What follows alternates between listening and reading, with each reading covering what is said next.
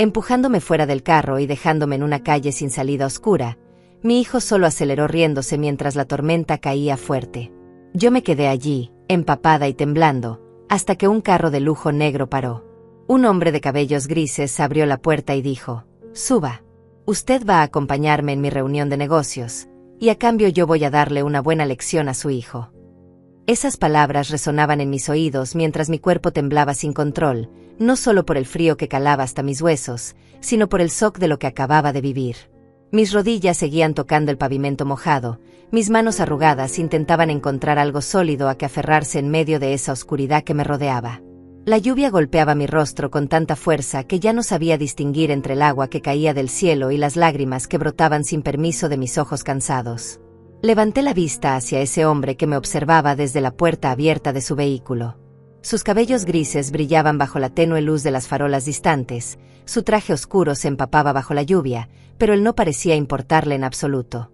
Lo que me impactó fueron sus ojos, esos ojos que no me miraban con lástima ni con el desprecio al que me había acostumbrado. Me miraban como si yo fuera una persona, como si mi sufrimiento importara, como si lo que acababa de presenciar le hubiera indignado tanto como debería haberme indignado a mí desde hace años. Pero yo estaba paralizada. No por miedo a ese desconocido, sino por el peso aplastante de comprender que mi propio hijo, Ismael, el niño que llevé en mi vientre durante 9 meses, el que amamanté, el que cuidé cada vez que estuvo enfermo, el que defendí de todo y de todos, acababa de arrojarme como basura en medio de una tormenta. Y lo peor de todo era que se había reído. Esa risa cruel, burlona, despiadada, seguía rebotando en mi cabeza como un eco macabro que me recordaba que para él yo no era nada, solo un obstáculo del que finalmente se había librado. «Señora», la voz del hombre me sacó de mi trance, firme pero no agresiva. «No puede quedarse aquí. Esta zona es peligrosa y usted está en estado de shock. Necesita salir de la lluvia ahora». Intenté hablar, pero mi garganta estaba cerrada. Las palabras se atascaban en algún lugar entre mi pecho y mis labios, mezcladas con sollozos que luchaban por salir y con una vergüenza tan profunda que me hacía querer desaparecer. ¿Cómo había llegado a esto? Como una mujer de 69 años, que trabajó toda su vida, que crió a un hijo sola después de enviudar, que sacrificó cada sueño y cada deseo por darle todo, había terminado abandonada en una calle sin salida como si fuera menos que nada. El hombre se acercó más, agachándose frente a mí con cuidado, como si temiera asustarme. Extendió su mano hacia mí, una mano fuerte, con callos que hablaban de años de trabajo, pero también con una delicadeza que me sorprendió. «Mi nombre es Gonzalo Velasco», dijo mientras la lluvia seguía cayendo sobre ambos. «Y lo que acabo de ver es algo que no puedo ignorar. Ese hombre que la dejó aquí, su hijo, según escuché gritar antes de irse, acaba de cometer no solo un acto de crueldad, sino algo que podría considerarse un delito. Pero ahora mismo lo importante es sacarla de aquí». Sus palabras penetraron la niebla de confusión en mi mente. Alguien había visto lo que pasó. Alguien había presenciado mi humillación, mi abandono. Y en lugar de seguir de largo como haría cualquier persona normal en esta ciudad donde nadie se mete en problemas ajenos, este hombre se había detenido. Había salido de su carro bajo la tormenta por mí. Con manos temblorosas, coloqué mi palma sobre la suya. Sus dedos se cerraron alrededor de los míos con firmeza pero sin lastimarme, y me ayudó a ponerme de pie. Mis piernas apenas me sostenían, estaba empapada de pies a cabeza, mi ropa se pegaba a mi cuerpo de forma incómoda y podía sentir como el agua escurría por mi espalda, pero al menos ya no estaba tirada en el suelo como un trapo desechado. Gonzalo me guió hacia el carro con cuidado, sosteniendo mi brazo para asegurarse de que no me cayera. Abrió la puerta trasera y esperó pacientemente mientras yo me acomodaba en el asiento de cuero que olía a algo caro, a limpieza, a dignidad. El contraste entre el frío exterior y la calidez del interior del vehículo era tan marcado que mi cuerpo comenzó a temblar aún más fuerte, como si recién ahora se diera cuenta del peligro del que acababa de ser rescatada. Él cerró la puerta con suavidad, rodeó el carro y se sentó al volante. Por un momento no dijo nada, solo encendió la calefacción y ajustó las rejillas para que el aire caliente llegara directamente hacia mí.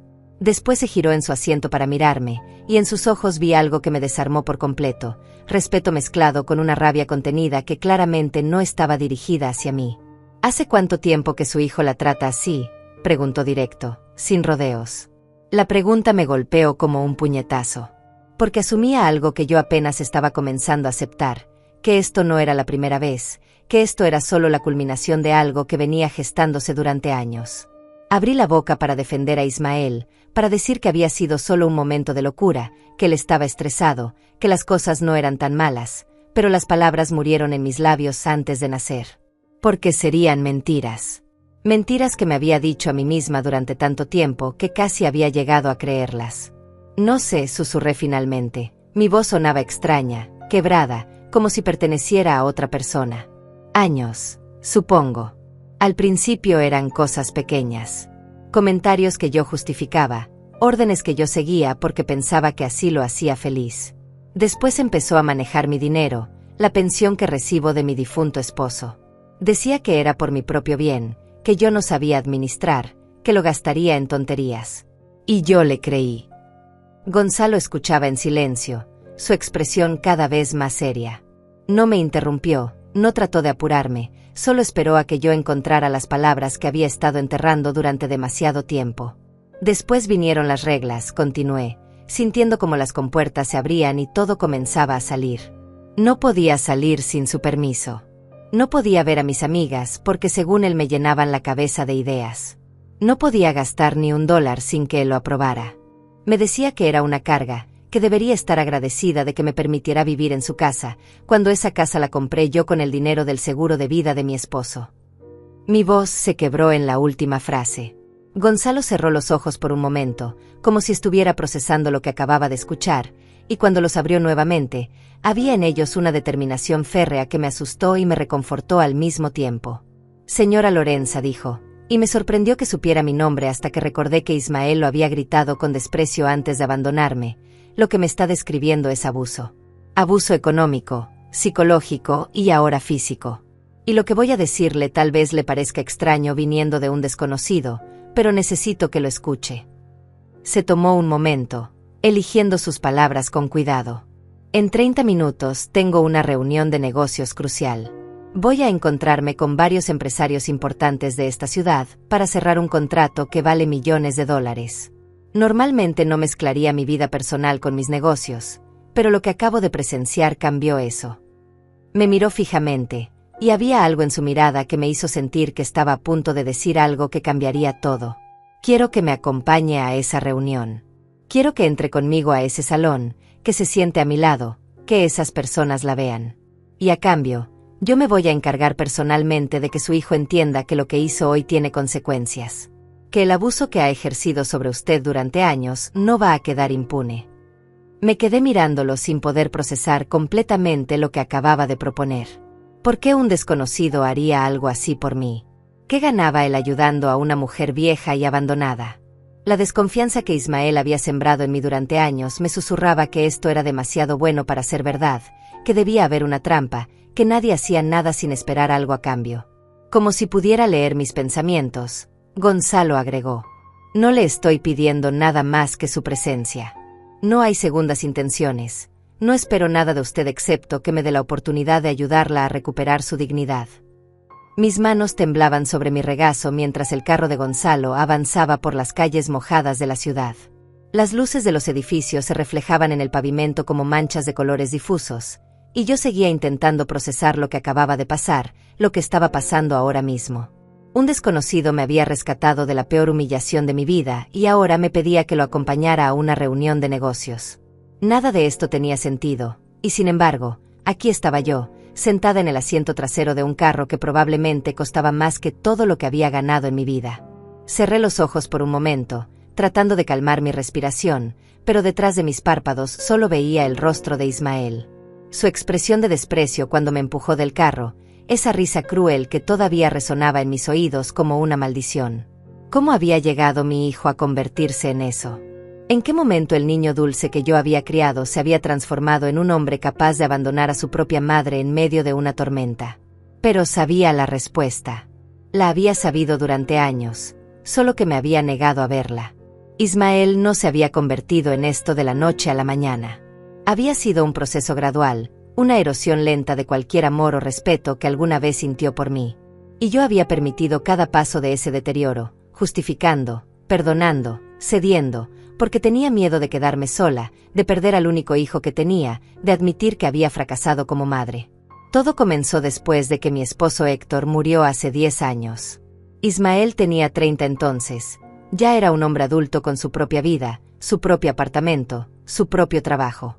Cuando Héctor falleció de un infarto repentino, yo quedé destrozada. 40 años de matrimonio borrados en un instante, y de repente me encontré sola en esa casa grande que habíamos comprado juntos, rodeada de recuerdos que me ahogaban cada vez que respiraba. Ismael vino al funeral, por supuesto.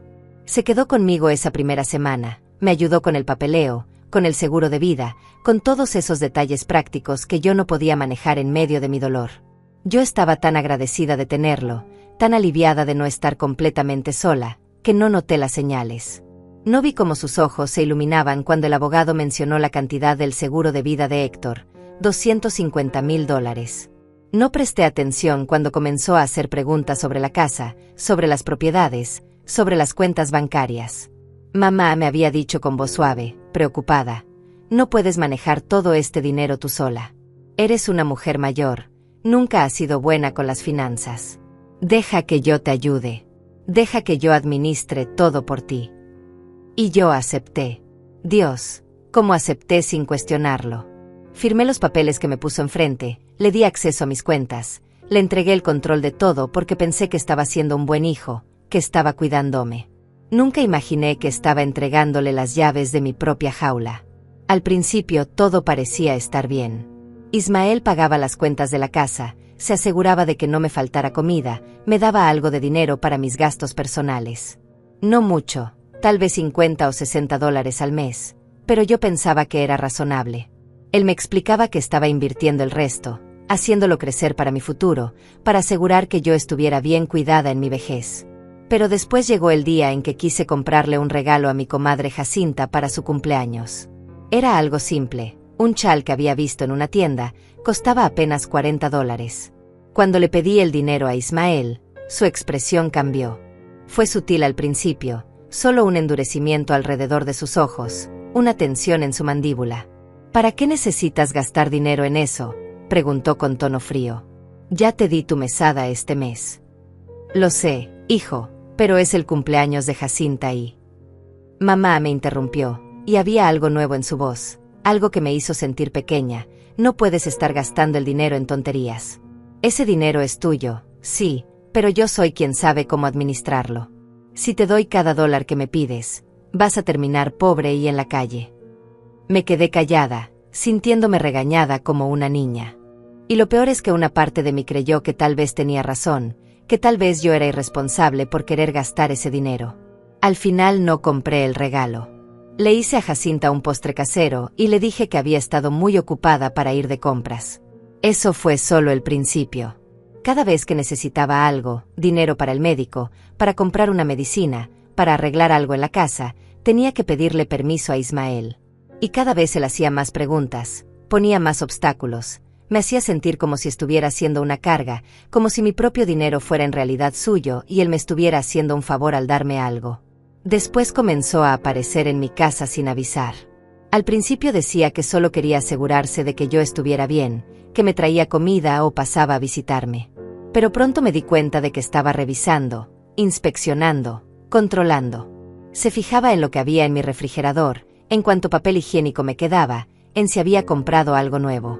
Si encontraba algo que él no había aprobado, aunque fuera un frasco de mermelada o una revista, me interrogaba sobre dónde había conseguido el dinero para comprarlo. ¿De dónde sacaste esto?, me preguntaba sosteniendo el objeto como si fuera evidencia de un crimen.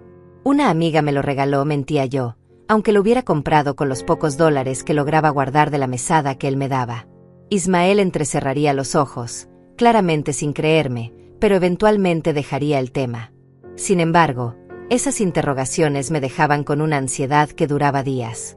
Empecé a tener miedo de comprar cualquier cosa, de aceptar regalos de amigas, de hacer algo que pudiera despertar su sospecha o su enojo. Las visitas de mis amigas también comenzaron a molestarle. Si llegaba y encontraba a Jacinta o alguna otra conocida tomando café conmigo, se ponía tenso, distante. Después de que se iban, me decía cosas como: esas mujeres solo quieren aprovecharse de ti, mamá. Saben que tienes dinero y están buscando la manera de sacarte algo. Hijo, son mis amigas de toda la vida. Jamás. Tú eres muy ingenua, me interrumpía con tono condescendiente. No conoces a la gente como yo la conozco. Confías demasiado y eso es peligroso. Por eso necesitas que yo te cuide, que te proteja de personas que quieren aprovecharse de una mujer mayor como tú. Y yo, Dios me perdone, le creía. O al menos quería creerle. Porque la alternativa era aceptar que mi propio hijo me estaba manipulando, aislándome, convirtiéndome en una prisionera en mi propia vida. Y eso era demasiado doloroso para enfrentarlo. Las visitas de mis amigas se hicieron menos frecuentes. No porque ellas dejaran de buscarme, sino porque yo empecé a poner excusas. Estaba cansada, no me sentía bien, tenía cosas que hacer.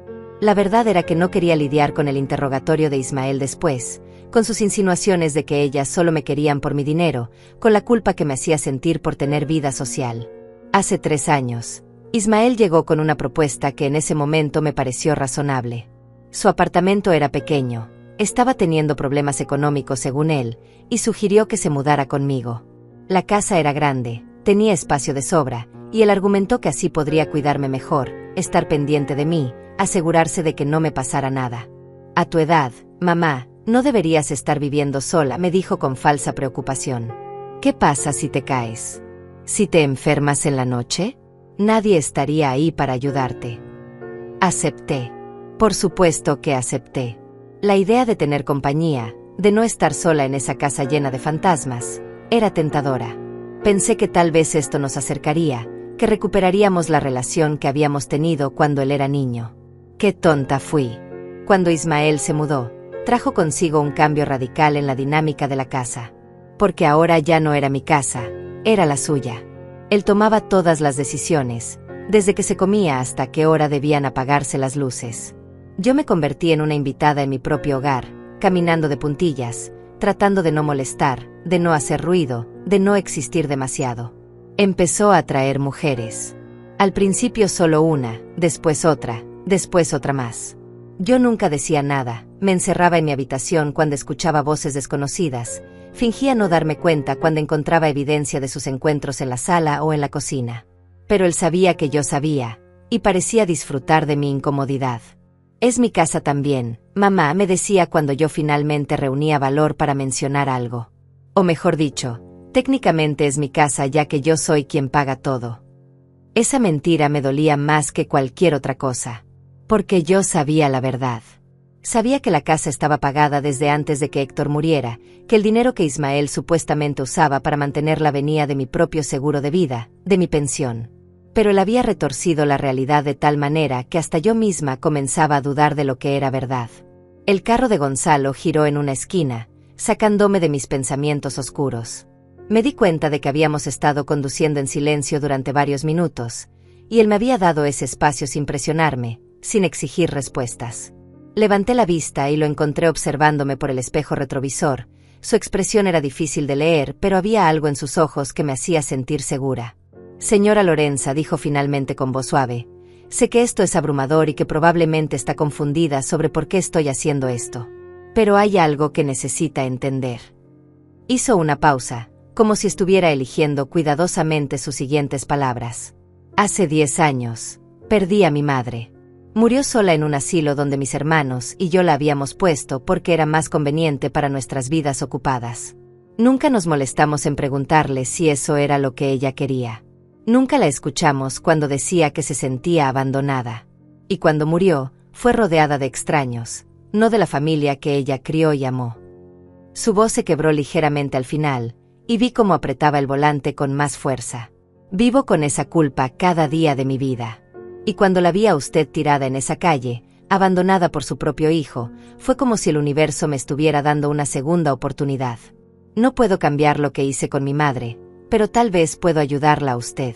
Tal vez puedo asegurarme de que al menos una madre no termine destruida por la crueldad de sus hijos. Sus palabras me golpearon con una fuerza inesperada. No era lástima lo que lo motivaba, era redención. Y de alguna manera, eso lo hacía todo más real, más genuino. Los últimos 2 años habían sido los peores. Ismael ya no se molestaba en fingir respeto o cariño. Me trataba abiertamente como si fuera un mueble viejo que ocupaba espacio en su casa, algo que toleraba por obligación, pero que en realidad quisiera tirar a la basura. Cada conversación era una oportunidad para recordarme lo inútil que era, lo mucho que le costaba mantenerme, lo agradecida que debería estar de que no me hubiera echado a la calle.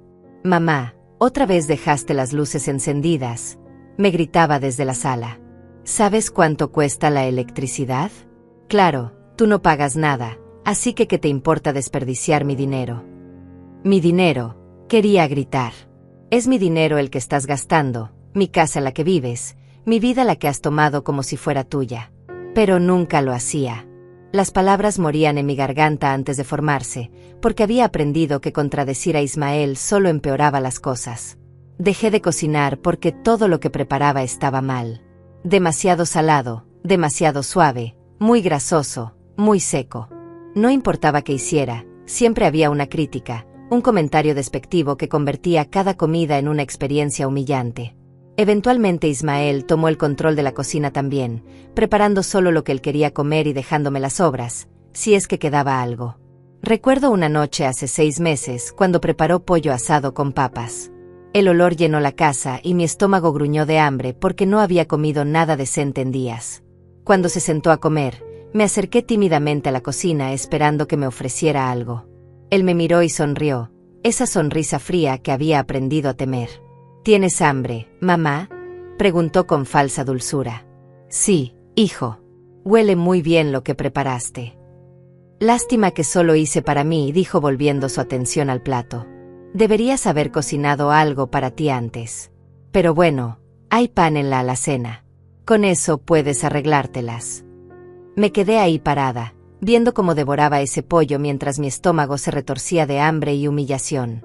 Esa noche cené 2 rebanadas de pan seco con un vaso de agua. Ismael dejó los huesos del pollo en el fregadero para que yo los lavara. El dinero se volvió un tema constante de conflicto, o mejor dicho, de control absoluto.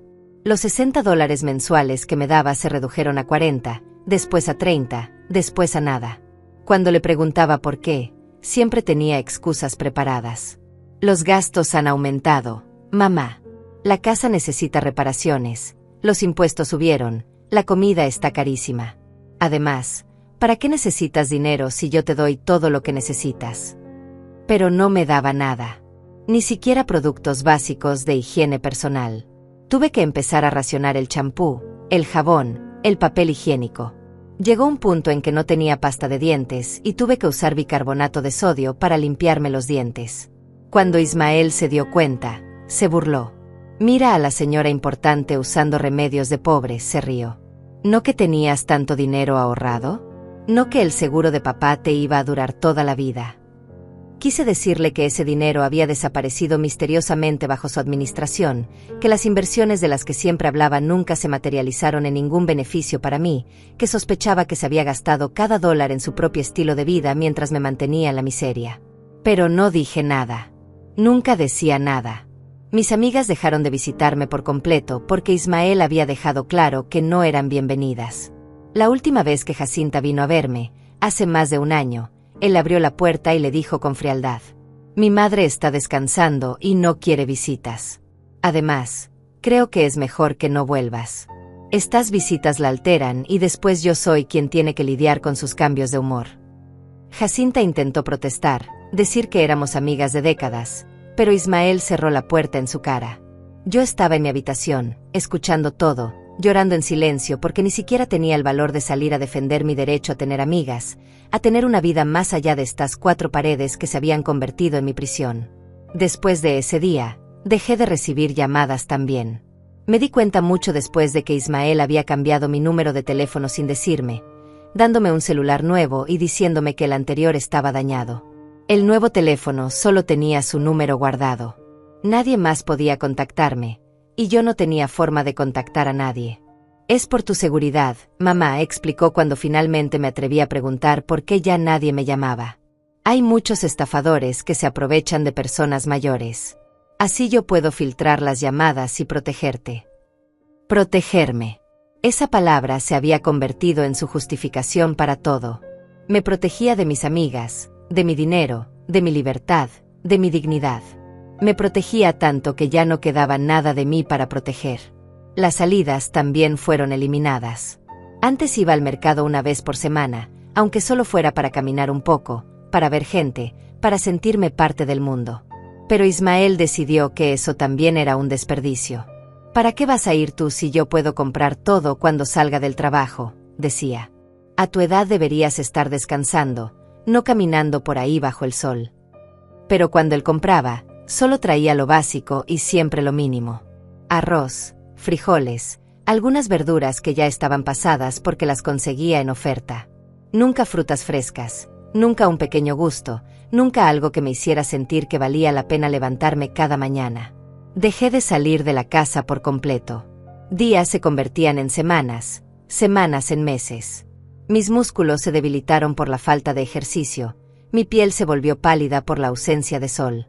Me sentía como un fantasma vagando por mi propia casa, invisible e irrelevante. Las humillaciones se volvieron más crueles, más personales. Ismael comenzó a invitar amigos a la casa y a burlarse de mí delante de ellos. Me llamaba cuando tenía visitas solo para pedirme que sirviera bebidas o limpiara algo, exhibiéndome como si fuera su empleada doméstica. Ella es mi madre, les decía a sus amigos con tono casual mientras yo recogía sus vasos sucios. La mantengo aquí porque nadie más la quiere. Imagínense lo que es cargar con una vieja en estos tiempos. Pero ¿qué se le va a hacer? Es mi cruz. Sus amigos reían incómodos. Algunos trataban de cambiar el tema, pero el daño ya estaba hecho. Cada palabra era una puñalada que me recordaba que para mi propio hijo yo no era una persona, era una carga, un problema, algo de lo que secretamente deseaba deshacerse. Hace 3 meses llegó el momento en que realmente consideré irme. No sabía a dónde, no tenía dinero, no tenía contactos, pero la idea de seguir viviendo así se había vuelto insoportable.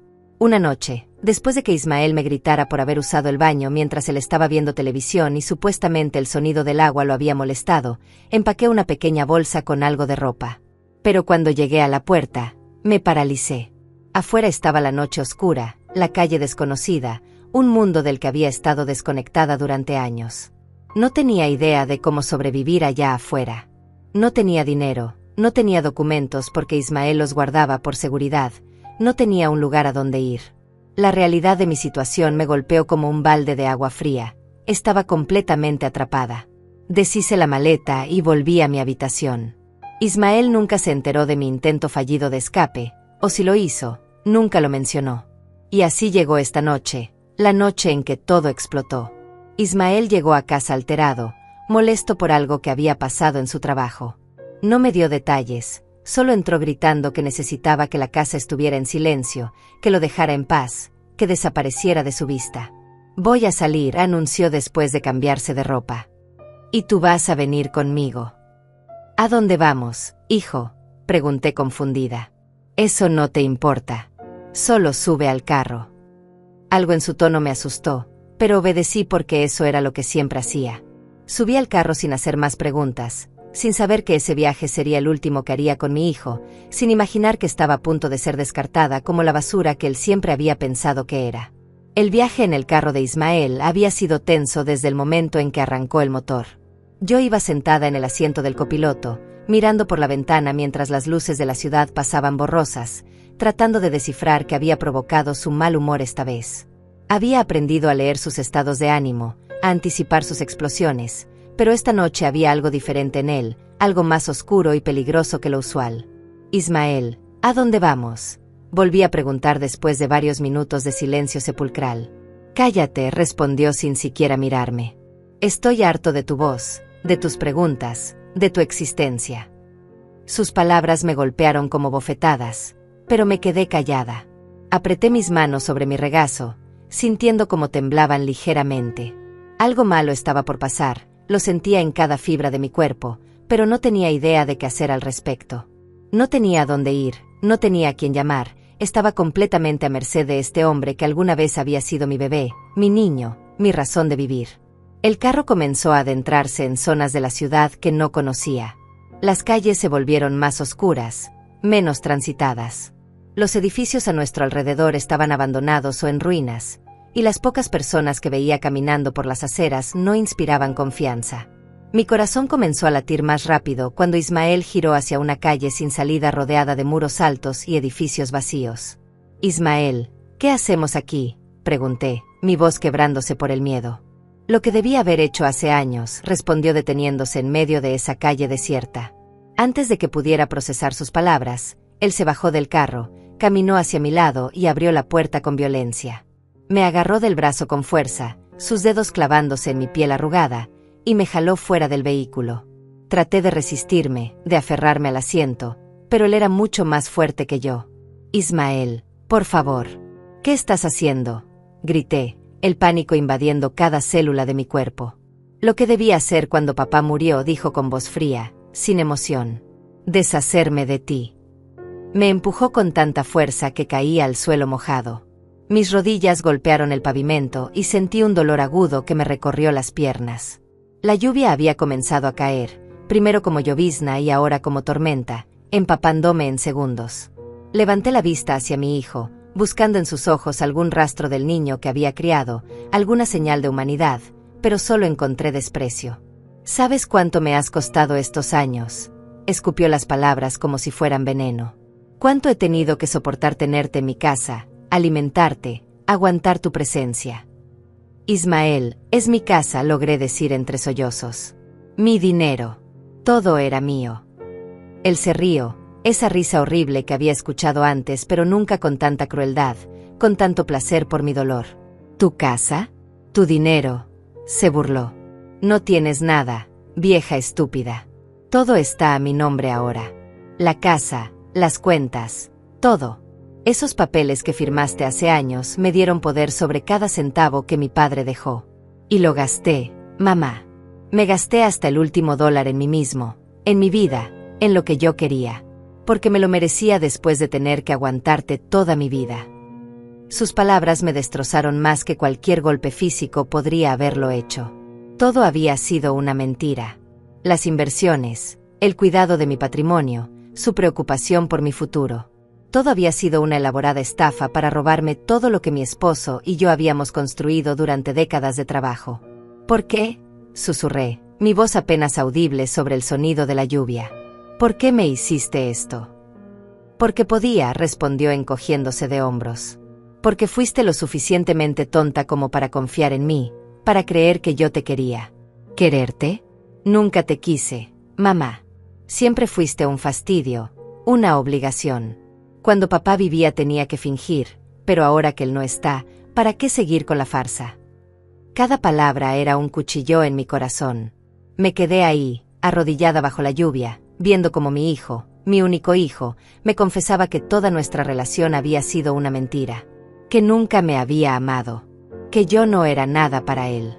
Vas a quedarte aquí, continuó mientras caminaba de regreso hacia el carro. En esta zona nadie hace preguntas. Si tienes suerte, alguien te encontrará antes de que te pase algo peor. Si no, bueno, tampoco me importa. Ismael, no puedes dejarme aquí, grité, tratando de ponerme de pie, pero mis piernas no me respondían. Por favor. Soy tu madre. Él se detuvo justo antes de subir al carro y me miró por última vez. No había duda en sus ojos, no había conflicto interno, no había ni siquiera un destello de remordimiento. Exacto. Eres mi madre. La mujer que me dio la vida y que ahora me va a dar la libertad de vivir la mía sin ti arrastrándote detrás de mí como una sombra patética. Subió al carro y encendió el motor.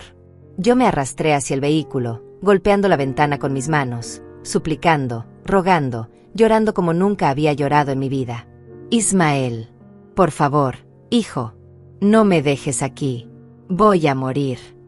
Él bajó la ventanilla apenas unos centímetros y me miró con una sonrisa que nunca olvidaré, una sonrisa llena de satisfacción cruel.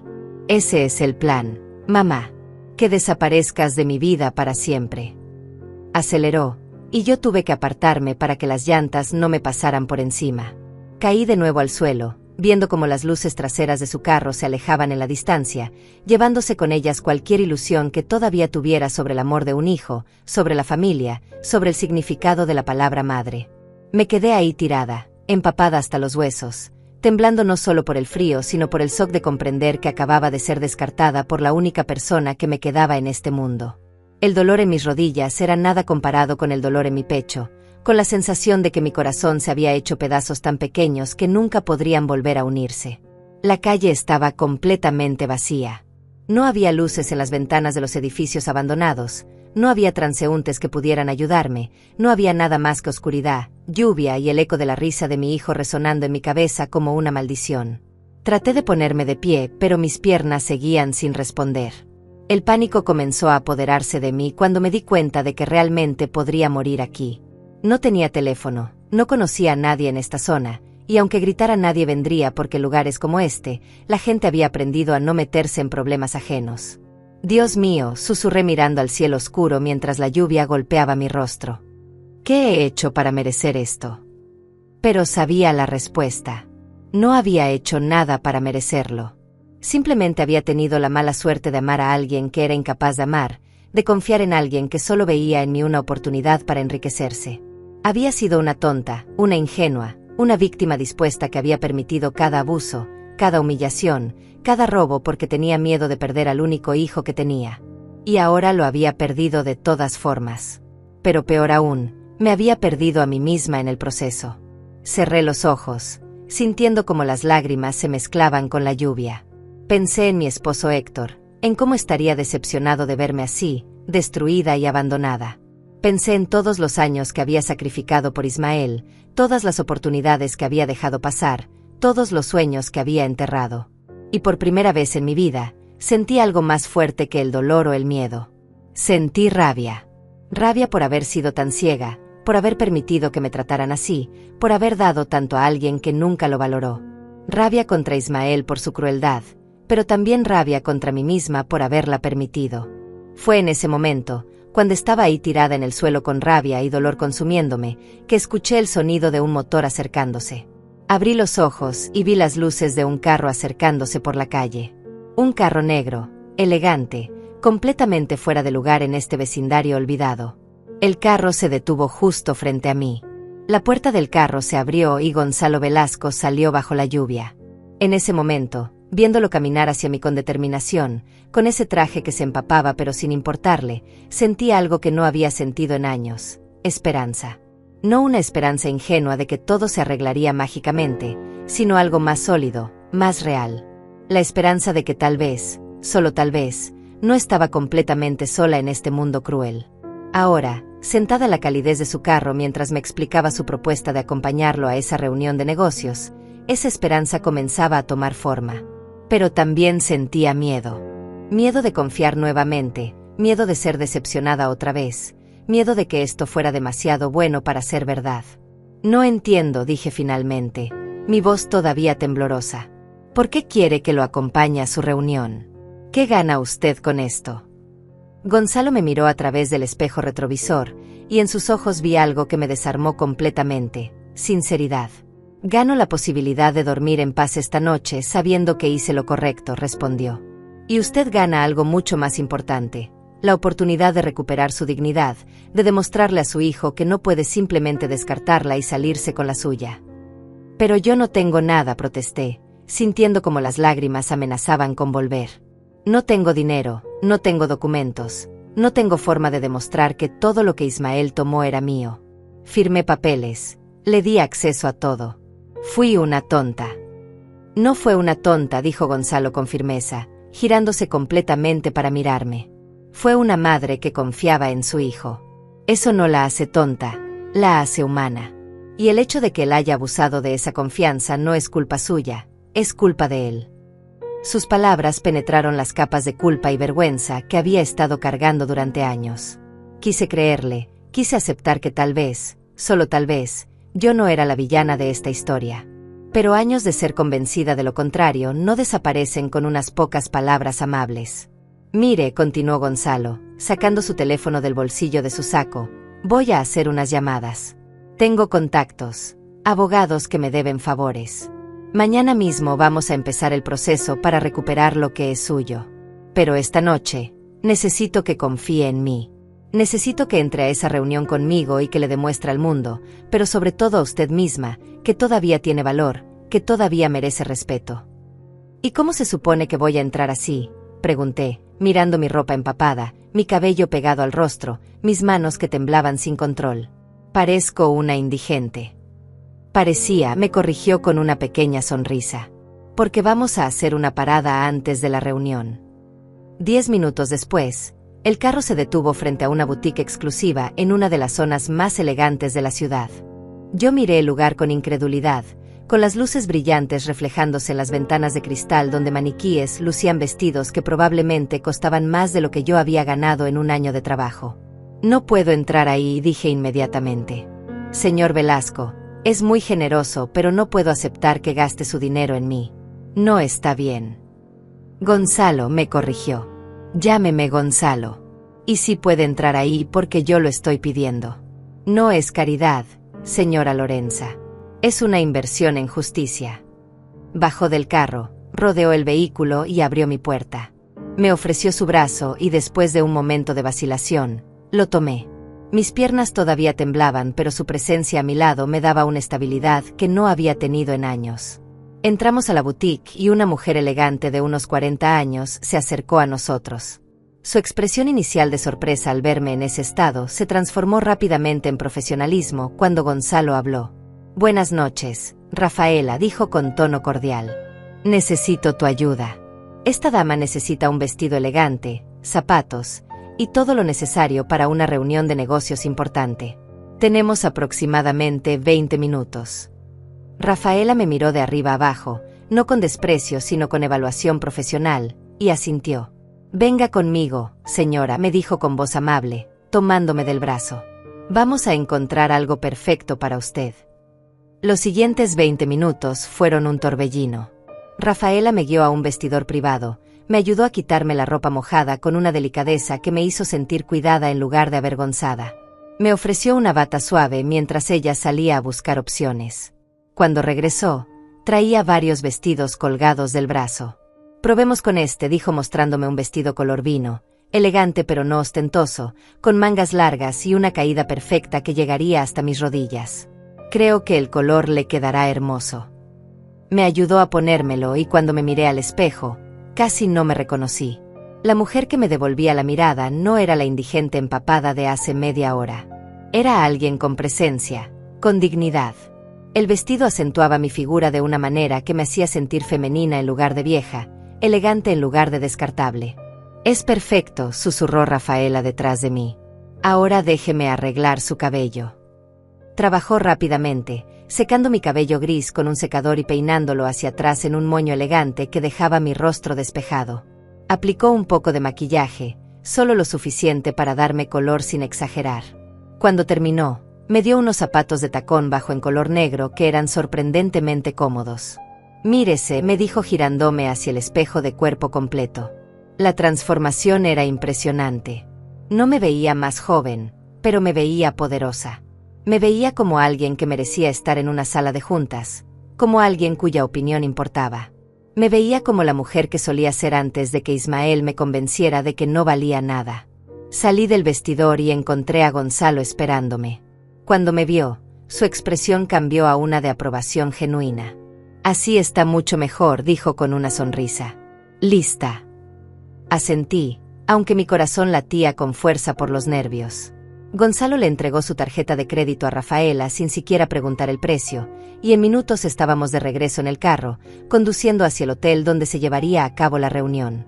Durante el trayecto, Gonzalo me explicó de qué se trataba la reunión. Estaba cerrando un contrato con varios inversionistas para un desarrollo inmobiliario importante, un proyecto que involucraría millones de dólares. Serían 6 hombres además de él, todos empresarios importantes de la ciudad. No necesita hablar si no quiere, me aseguró. Solo necesito que esté ahí, que se siente con la espalda recta, que les muestre a esos hombres que usted es alguien de valor.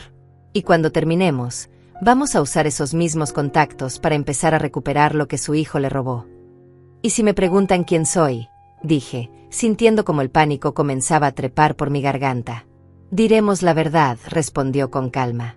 Que es una inversionista potencial que estoy considerando incluir en futuros proyectos. No es mentira, señora Lorenza. Cuando recuperemos su dinero, podría invertir si así lo desea. Pero por ahora, solo necesito que confíe en mí. El carro se detuvo frente a un hotel de 5 estrellas, con valet parking y un portero que inmediatamente abrió mi puerta. Gonzalo salió y rodeó el vehículo para ofrecerme su brazo. Lo tomé, sintiendo como mis manos temblaban pero tratando de mantener la compostura.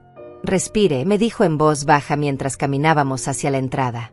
Usted merece estar aquí tanto como cualquiera de esos hombres. Más, de hecho, porque usted ha sobrevivido cosas que ellos nunca entenderán. Entramos al lobby del hotel, con sus pisos de mármol y candelabros de cristal colgando del techo. Todo era opulento, intimidante, completamente ajeno a mi realidad de los últimos años. Pero Gonzalo caminaba con tal confianza, con tal seguridad de que yo pertenecía ahí, que comencé a creerlo también. Subimos en el elevador hasta el piso 15, donde estaba reservado un salón privado. Cuando las puertas se abrieron, pude ver a través de las puertas de vidrio a varios hombres ya sentados alrededor de una mesa larga. Todos vestían trajes caros, todos tenían esa aura de poder que viene con el dinero y la influencia. Gonzalo me miró una última vez antes de entrar. Lista para recordarle al mundo quién es usted realmente. Respiré profundo. Pensé en Ismael riéndose mientras me abandonaba en esa calle oscura, pensé en todos los años de humillación y abuso, pensé en la mujer que había sido antes de perderme a mí misma. Y por primera vez en años, sentí algo parecido a la valentía. Sí, dije con voz más firme de lo que esperaba. Estoy lista. Las puertas del salón se abrieron y todos los ojos se volvieron hacia nosotros. Gonzalo entró con la confianza de alguien acostumbrado a comandar espacios como este, y yo caminaba a su lado tratando de mantener la compostura, de no dejar que mis piernas temblaran, de no permitir que el miedo me dominara. Los hombres sentados alrededor de la mesa nos observaban con curiosidad, claramente sorprendidos por mi presencia. Buenas noches, caballeros, saludó Gonzalo con voz firme mientras me guiaba hacia una silla junto a la cabecera de la mesa. Disculpen el retraso. Permítanme presentarles a la señora Lorenza Pacheco, una asociada que estará acompañándonos esta noche. Me ayudó a sentarme con una caballerosidad que me hizo sentir importante, valorada. Los hombres murmuraron saludos educados, algunos con más curiosidad que otros. Yo solo asentí con la cabeza, manteniendo la expresión serena, aunque por dentro sentía que mi corazón iba a salirse de mi pecho. Gonzalo tomó asiento a mi lado y comenzó la reunión como si nada fuera inusual.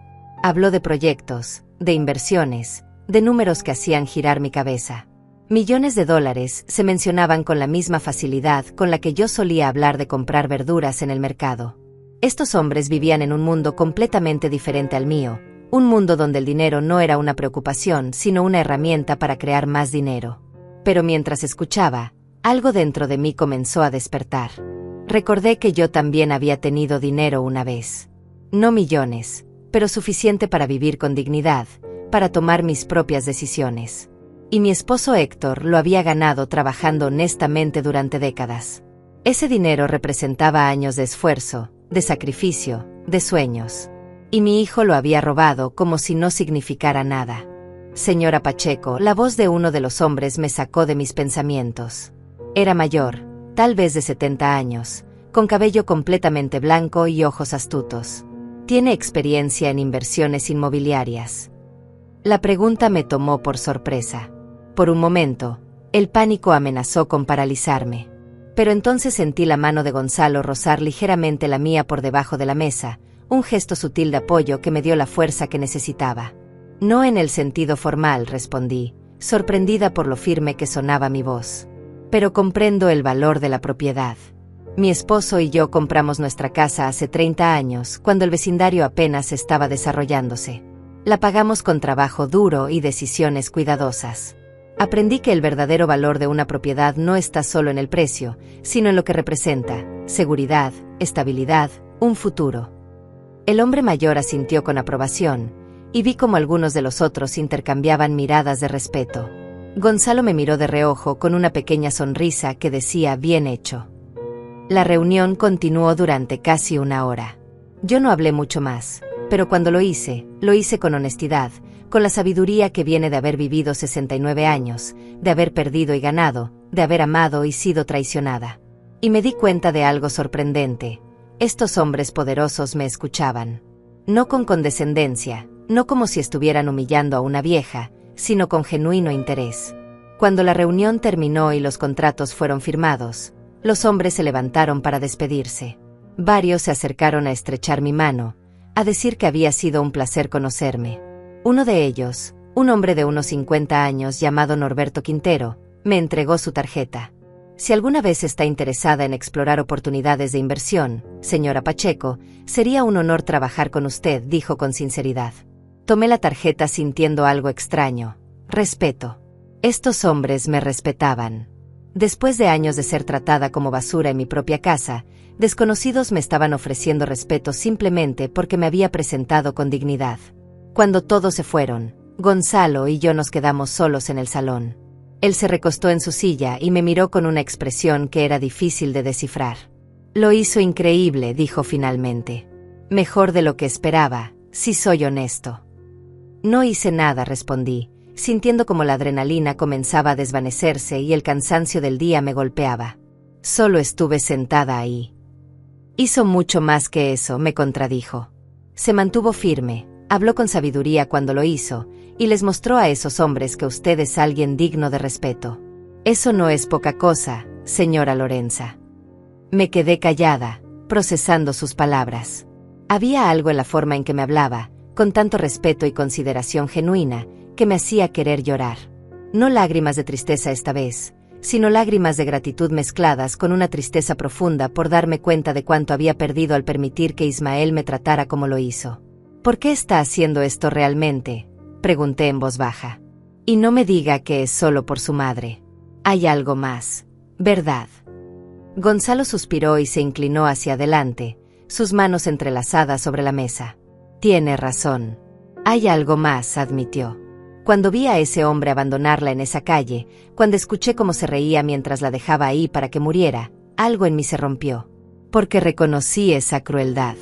La vi en mis propios hermanos cuando decidieron deshacerse de mi madre, cuando la pusieron en ese asilo contra su voluntad solo porque era más conveniente para sus vidas ocupadas.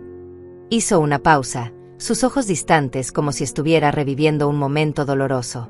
Yo fui cómplice de eso. No protesté, no luché por ella, simplemente acepté que era lo mejor. Y cuando murió sola y asustada, me prometí que si alguna vez tenía la oportunidad de enmendar ese error, la tomaría. Usted me está dando esa oportunidad, señora Lorenza. Déjeme ayudarla. No solo por usted, sino por la paz de mi propia alma. Sus palabras me conmovieron profundamente. Este hombre, este extraño que me había rescatado de la oscuridad, estaba cargando con su propio peso de culpa y dolor. Y de alguna manera, ayudarme a mí era su forma de sanar. Entonces déjeme preguntarle algo, dije, mirándolo directamente a los ojos. Si vamos a hacer esto, si realmente vamos a enfrentar a Ismael y recuperar lo que me quitó, necesito saber hasta dónde está dispuesto a llegar. Porque mi hijo no va a rendirse fácilmente. Va a mentir, a manipular, a hacer todo lo posible para mantener lo que robó. Iré tan lejos como sea necesario, respondió Gonzalo sin dudarlo. Dentro de los límites de la ley, por supuesto. Pero tengo recursos, contactos, abogados. Y más importante aún, tengo la determinación de asegurarme de que la justicia se haga. Su hijo va a responder por lo que hizo. Sentí como algo se asentaba dentro de mí, una decisión que había estado formándose durante toda la noche. Por primera vez en años, iba a hacer algo por mí misma. No por miedo, no por obligación, no para complacer a alguien más. Lo iba a hacer porque lo merecía, porque había sufrido suficiente, porque era hora de recuperar mi vida. Está bien, dije, mi voz sonando más fuerte de lo que había sonado en años. Hagámoslo. Vamos a recuperar lo que es mío. Y vamos a asegurarnos de que Ismael aprenda que no puede simplemente descartar a las personas y salirse con la suya. Gonzalo sonrió, una sonrisa genuina que iluminó su rostro. Eso es exactamente lo que quería escuchar, dijo. Ahora, lo primero que necesitamos hacer mañana es ir con un abogado. Necesitamos documentar todo, el abuso, el robo, el abandono de esta noche. Y necesitamos comenzar el proceso legal para recuperar sus bienes.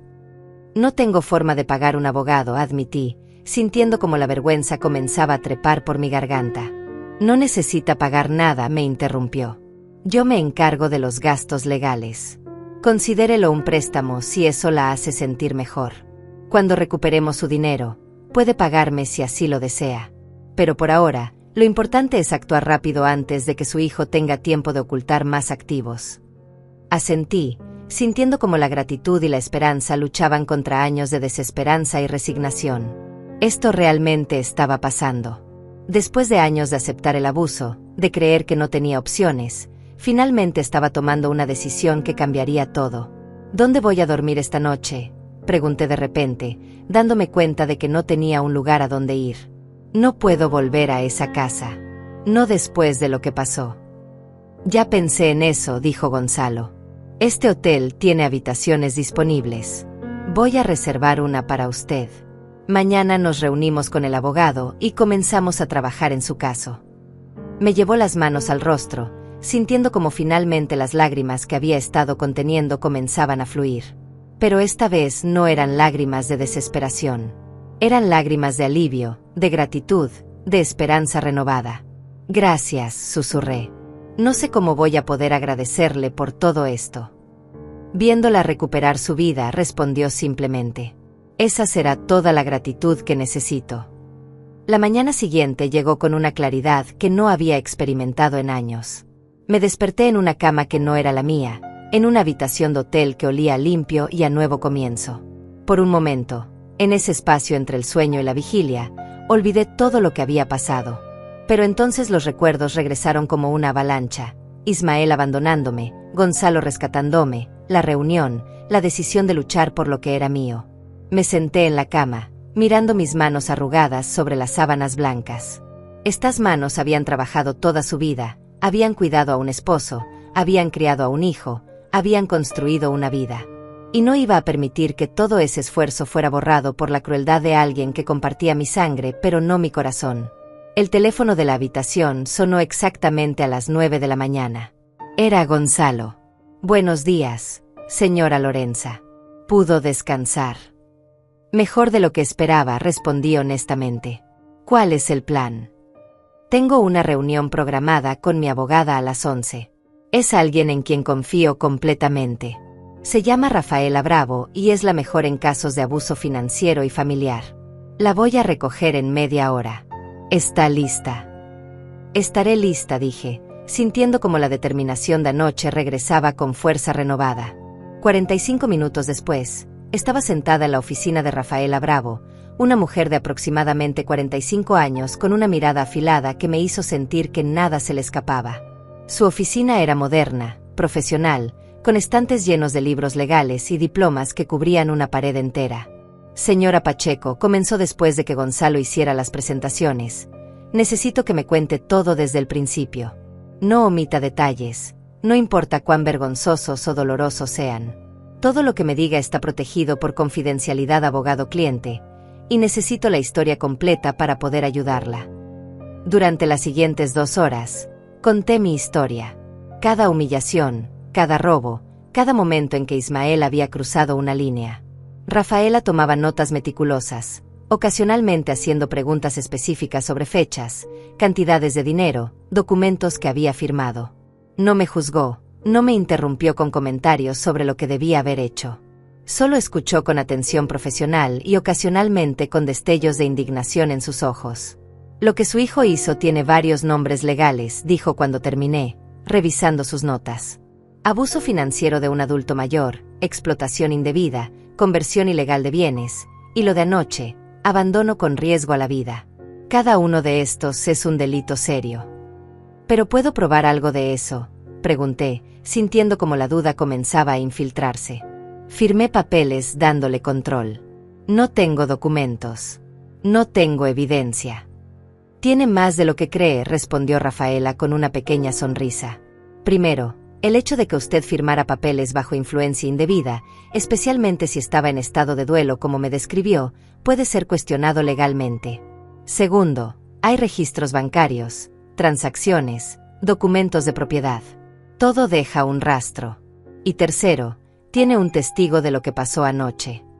Miró a Gonzalo, quien asintió. Vi todo. Vi cómo la empujó del carro, escuché lo que dijo. Puedo testificar sobre el estado en que la encontré, confirmó él. Perfecto, dijo Rafaela escribiendo algo más. Ahora, lo primero que vamos a hacer es presentar una orden de protección temporal contra Ismael. Esto evitará que se acerque a usted mientras resolvemos el asunto legal. Segundo, Vamos a solicitar una auditoría de todas las cuentas y propiedades que estaban a su nombre antes de que usted le diera poder a su hijo. Tercero, vamos a presentar cargos criminales por lo que hizo anoche. Cargos criminales, repetí, sintiendo como mi estómago se revolvía. Una cosa era recuperar mi dinero, otra muy diferente era mandar a mi hijo a prisión. Rafaela me miró con comprensión, pero también con firmeza. Señora Pacheco, entiendo que es su hijo y que esto es doloroso. Pero lo que él hizo no solo fue cruel, fue criminal. La dejó en una zona peligrosa durante una tormenta con la intención de que sufriera daño o muriera. Eso no es solo maltrato familiar, es intento de homicidio en algunos estados. Y si no enfrenta consecuencias, ¿qué le impide hacerlo nuevamente o hacérselo a otra persona? Sus palabras me golpearon con fuerza. Tenía razón. Si yo no hacía nada, Ismael aprendería que podía salirse con la suya, que no había límites a lo que podía hacer sin consecuencias. Y tal vez encontraría a otra víctima, tal vez otra mujer mayor que confiara en él. Tiene razón, dije finalmente. Hagámoslo todo. La orden de protección, la auditoría, los cargos. Todo. Rafaela sonrió con aprobación y comenzó a preparar los documentos necesarios. Mientras trabajaba, Gonzalo se inclinó hacia mí. ¿Está segura de esto? Todavía puede echarse atrás si lo necesita. Estoy segura, respondí, y me sorprendió darme cuenta de que era verdad. Pasé demasiados años teniendo miedo, cediendo, permitiendo que me tratara como basura porque temía perderlo. Pero ya lo perdí. Lo perdí hace años, cuando decidió que el dinero era más importante que su madre. Ahora solo estoy haciendo oficial lo que ya es realidad. 3 horas después, salimos de la oficina de Rafaela con una carpeta llena de documentos legales. La orden de protección temporal había sido aprobada y sería entregada a Ismael ese mismo día por un oficial. La auditoría financiera ya estaba en proceso. Y los cargos criminales serían presentados en 48 horas, dándole tiempo a Rafaela de compilar toda la evidencia necesaria. ¿Y ahora qué?, pregunté mientras caminábamos hacia el carro de Gonzalo. Ahora esperamos, respondió él. Ismael va a recibir la orden de protección hoy. Y cuando se dé cuenta de que está siendo investigado, va a reaccionar. Probablemente va a tratar de contactarla, de intimidarla, de convencerla de que retire todo. Por eso es crucial que no esté sola.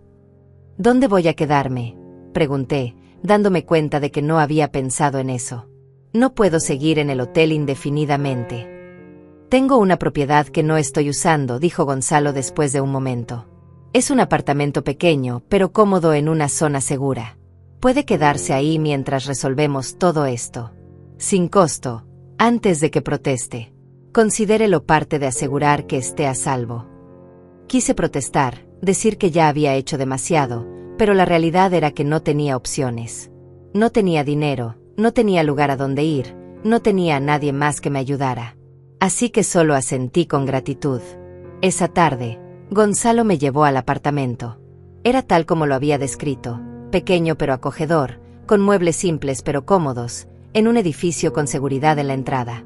Me mostró cómo funcionaba todo, me dejó dinero para comida y necesidades básicas, y me dio su número con instrucciones de llamarlo si necesitaba cualquier cosa. Ismael probablemente recibirá la orden de protección en las próximas horas, me advirtió antes de irse. Es posible que trate de llamarla si todavía tiene su número. No le conteste. Si aparece aquí, que no debería poder hacerlo porque no sabe dónde está, llame a la policía inmediatamente. Entendido. Entendido, respondí, sintiendo como el miedo comenzaba a trepar por mi columna vertebral. Gonzalo debió ver mi expresión porque agregó con voz suave. Va a estar bien, señora Lorenza. Está a salvo aquí. Y no está sola. Yo voy a estar pendiente, Rafaela va a estar trabajando en su caso, y la ley está de su lado ahora. Cuando se fue, me senté en el sofá del apartamento y miré alrededor. Este espacio pequeño representaba más libertad de la que había tenido en años. Nadie iba a gritarme aquí, nadie iba a controlarme, nadie iba a hacerme sentir que no valía nada. Era mío, aunque fuera temporalmente. El teléfono que Gonzalo me había dado esa mañana, un celular básico para reemplazar el que Ismael controlaba, vibró en mi bolsillo. Lo saqué y vi un mensaje de un número desconocido. Mi corazón se aceleró mientras lo abría. Mamá, Acabo de recibir una orden de protección. ¿Qué demonios está pasando? ¿Dónde estás? Necesitamos hablar ahora. No puedes hacer esto. Soy tu hijo. Era Ismael. De alguna manera había conseguido mi nuevo número, tal vez de algún registro en la oficina de Rafaela o tal vez había sus propios métodos. Mis manos temblaban mientras leía el mensaje, y por un momento, el viejo miedo regresó. El miedo a su ira, a decepcionarlo, a estar sola. Pero entonces recordé su risa cuando me abandonó en esa calle oscura. Recordé años de humillación y abuso. Recordé que él mismo había dicho que nunca me había querido, que yo era solo una carga de la que quería deshacerse. Borré el mensaje sin responder. Y por primera vez en mi vida, sentí algo parecido al poder. Los siguientes días fueron una tormenta de emociones y actividad legal que nunca hubiera imaginado experimentar a mis 69 años. Rafaela trabajaba incansablemente, llamándome cada día con actualizaciones sobre el progreso del caso. La auditoría financiera había revelado exactamente lo que yo sospechaba, pero había tenido miedo de confirmar. Ismael había gastado casi la totalidad del seguro de vida de Héctor en sí mismo durante los últimos 10 años. $250,000, me dijo Rafaela durante una de nuestras reuniones en su oficina, mostrándome documentos que detallaban cada transacción. Gastados en carros de lujo, viajes, ropa, entretenimiento. Y lo peor es que la casa, su casa, la puso a su nombre hace 3 años usando el poder legal que usted le dio. Técnicamente, según los papeles, usted no es dueña de nada. Las palabras me dolieron, pero ya no me sorprendían. Lo que sí me sorprendió fue lo que Rafaela dijo a continuación. Pero aquí está la buena noticia. Tenemos un caso sólido. El poder legal fue obtenido bajo circunstancias cuestionables, cuando usted estaba en duelo y vulnerable. Los retiros fueron claramente para beneficio personal de él, no para su cuidado como se suponía.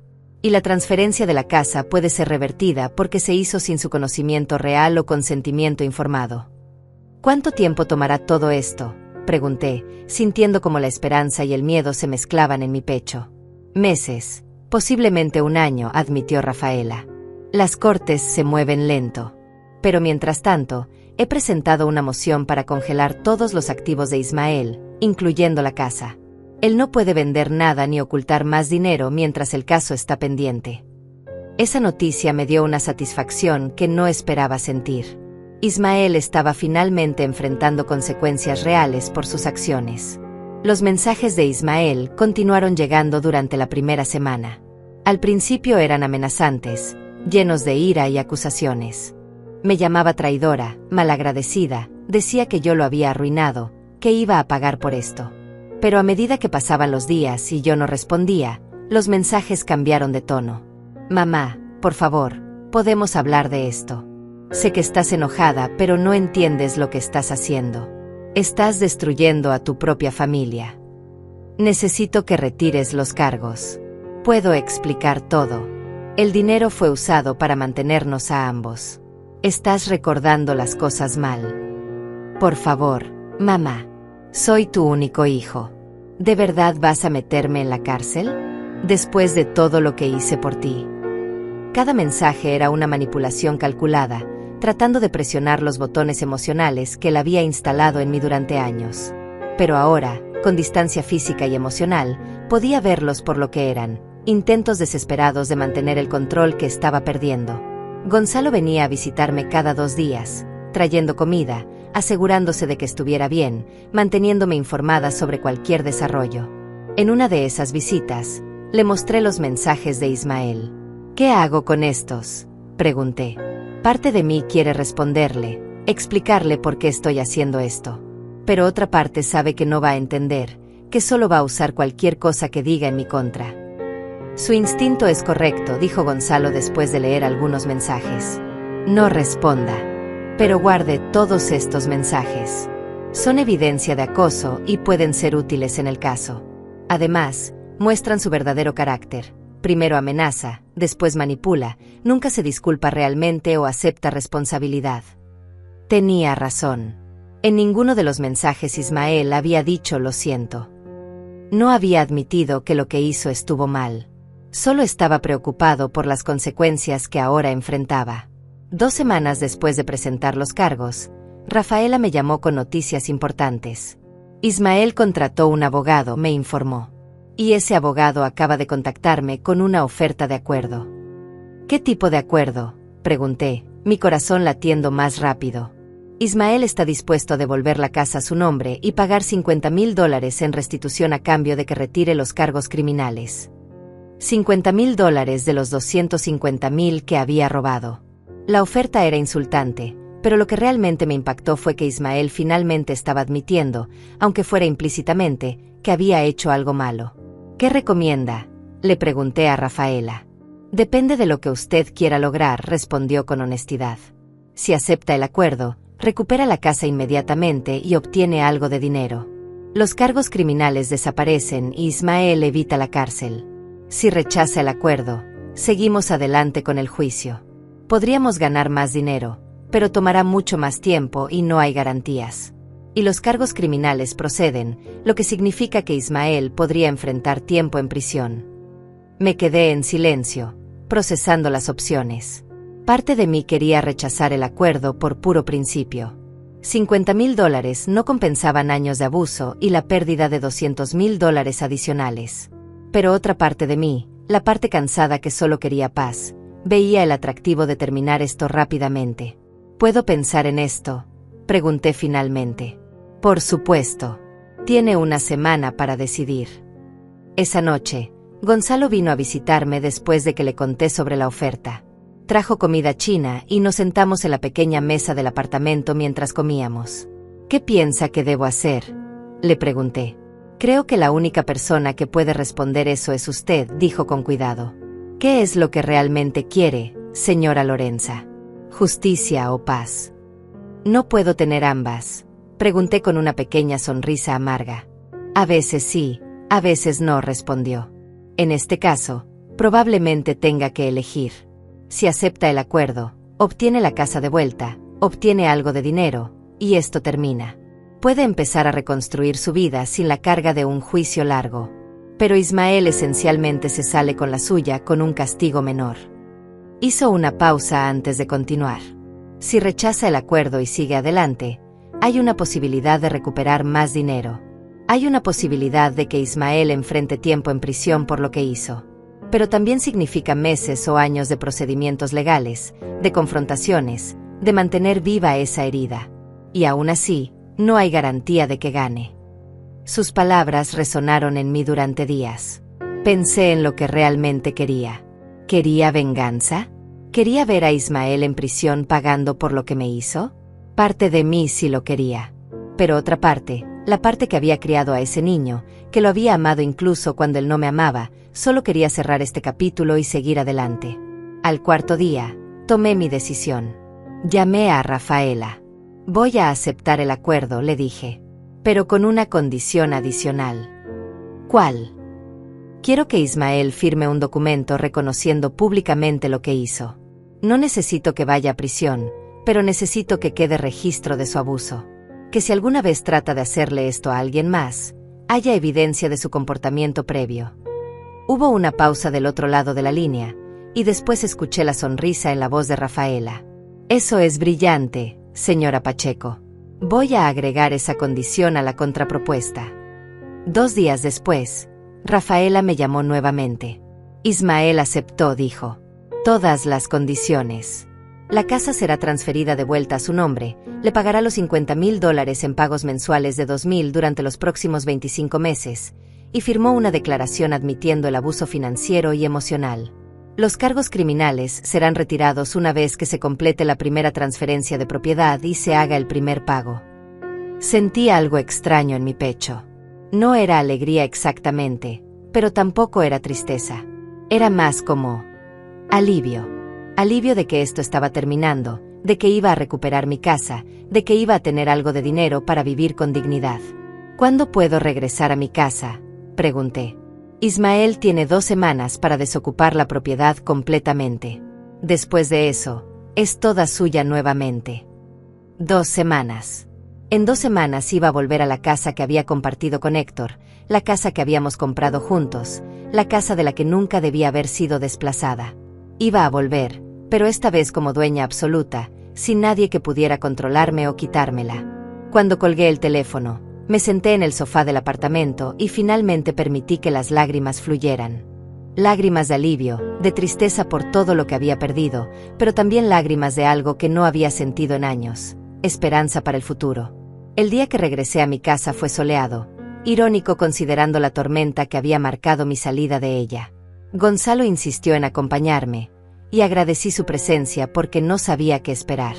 Cuando el carro se detuvo frente a la propiedad, me quedé sentada por un momento, solo mirando la fachada que conocía tan bien.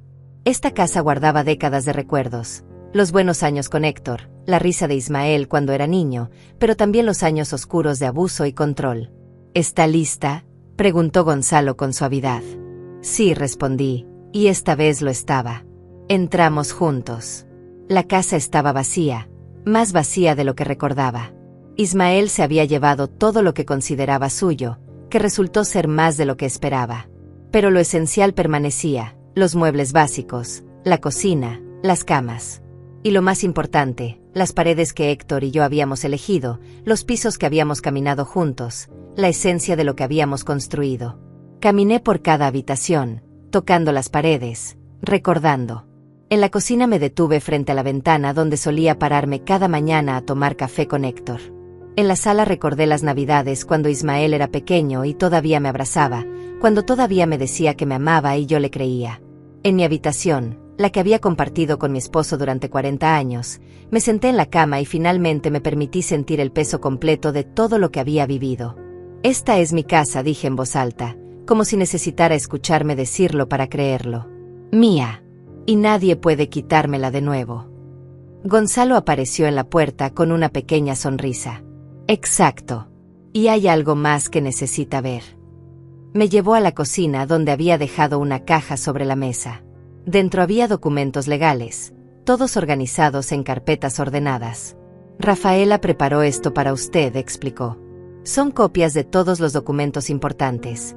La escritura de la casa a su nombre, los acuerdos firmados, el reconocimiento de Ismael sobre el abuso. Todo está aquí, seguro. También abrí una cuenta bancaria nueva a su nombre, solo suyo. Nadie más tiene acceso. El primer pago de Ismael ya fue depositado, $2,000. Miré los documentos con algo parecido al asombro. Después de años de no tener control sobre nada, de no poseer nada a mi nombre, aquí estaba la prueba tangible de que mi vida me pertenecía nuevamente. No sé cómo agradecerle, dije, mi voz quebrándose. Usted me salvó la vida, Gonzalo. Literalmente me salvó. Usted se salvó a sí misma, me corrigió. Yo solo le di las herramientas. Usted fue quien tuvo el valor de usarlas, de enfrentar a su hijo, de reclamar lo que era suyo. Eso tomó más fuerza de la que la mayoría de las personas tienen. Nos quedamos en silencio por un momento, y después Gonzalo agregó. Hay algo más. He estado pensando en esa reunión de negocios, en cómo habló usted esa noche sobre el valor real de la propiedad. Y tengo una propuesta que quiero que considere, sin presión. ¿Qué tipo de propuesta? Estoy desarrollando un complejo de viviendas para personas mayores, apartamentos con servicios de cuidado, pero que permiten independencia y dignidad. Es un proyecto que me apasiona después de lo que pasó con mi madre. Y me gustaría que usted fuera mi consultora. No necesita experiencia formal en bienes raíces.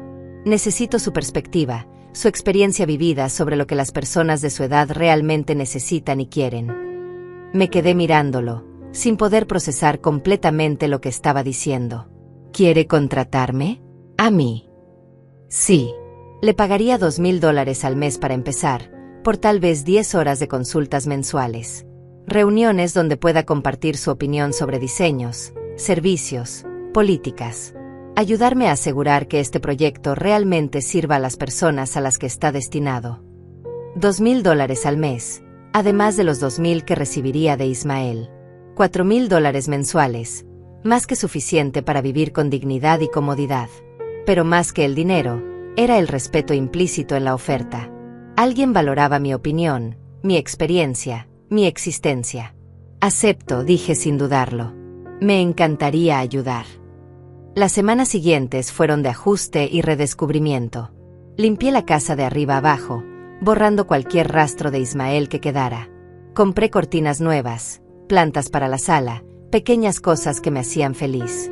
Con el dinero que tenía ahora podía permitirme esos pequeños lujos que había extrañado durante años. También empecé a reconectarme con el mundo exterior. Llamé a Jacinta, mi vieja amiga que Ismael había alejado de mí. Al principio ella estaba cautelosa, lastimada por años de ser rechazada, pero cuando le expliqué todo lo que había pasado, lloró conmigo por teléfono. Lorenza, nunca dejé de preocuparme por ti, me dijo. Sabía que algo estaba mal, pero no sabía cómo ayudarte. Ahora estoy bien, le aseguré.